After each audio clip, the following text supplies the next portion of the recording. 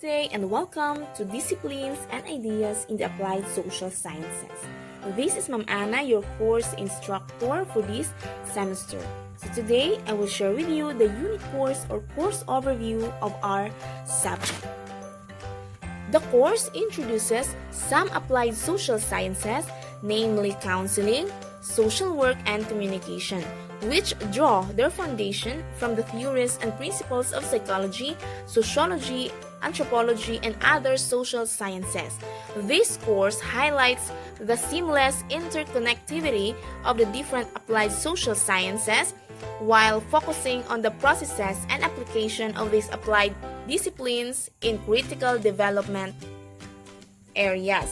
So all in all, we will tackle the different contents of this course. So we have the course introduction. So course introduction covering what is social science and what is applied social science. So we will differentiate the differences between these two.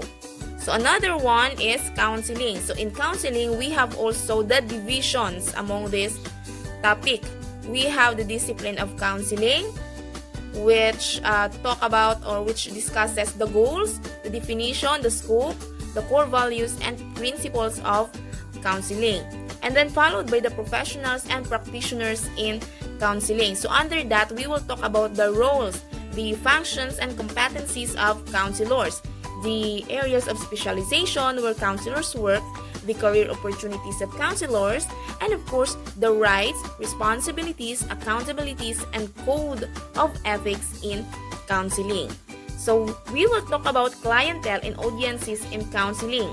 So under clientele and audiences in counseling, we will discuss the characteristics and needs of various types of clientele and audiences, such as in individuals, in groups and organizations, or even in communities. So another one is the settings, processes, methods, and tools in counseling.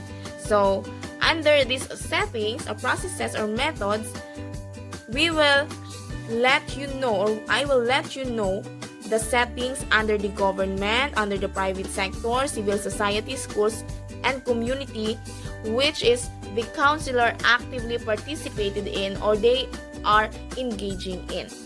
And another one is the counseling services, processes, and methods. So all in all, this is the topics regarding with the counseling.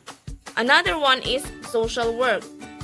So social work, we have also 5 divisions. So number 1 is the discipline of social work that talks about the definitions, goals, scope, core values, and principles. Secondly is the professional and practitioners in social work. Also, the roles, the functions, the competencies of social workers, the areas of specialization in which social workers work, the career opportunities of social workers, the rights, responsibilities, accountabilities, and code of ethics. So number 3 is the clientele and audiences and social work. Now, we will talk the characteristic and needs of various types of clientele and audiences in individuals, in groups and organizations, or even in communities. The fourth one is the settings, processes, methods, and tools and in social work. The settings under the government, the private sector, civil society, schools, community. And lastly, the social work services, processes, and method. Next is the communication. So same with the divisions in counseling and social work, the discipline of communication, same with the goals, the scope, the definition, and the principles and the core values. The professionals and practitioners in counseling or in communication, clientele and audiences in communication, settings, processes, methods, and tools in communication, and the communication media channels. So in communication and media channels, we will know the difference between the mass media, the new media, and social media, and the telecommunications. So of course, we will discuss the importance of social sciences, the functions of applied social sciences. So this importance of social sciences has its own division also. The self-development, persuasion, art and entertainment, news and information, organizing, advocacy and mobilization, education, and socialization. And lastly, of course, the effects of applied social sciences. So we all know that the applied social sciences are those sciences that we learn from the social sciences, and until now is we are still using this one, and we are applying the theories that we learn from the social sciences. So the effects of applied social sciences, we will know, or we will be aware unto the different situation or different happenings on our environments. So we have this awareness and knowledge. The example of that is the social media and how we use the social media, the self-understanding also. So not only your understanding with other people, but of course how you understand yourself in different emotion that you had, or in different situation that you are facing with. So in effects of applied social sciences, we have also this attitude and value change. Example of that is the disaster risk reduction and climate change, the bahala na habit. So the bahala na habit, we are always practicing that one, especially when we are in school or when we are in the situation that we shouldn't know what we do. And these effects of applied social sciences also talks about behavioral change, the power and corruption, the conflict management and peace building process, the risk assessment behavior.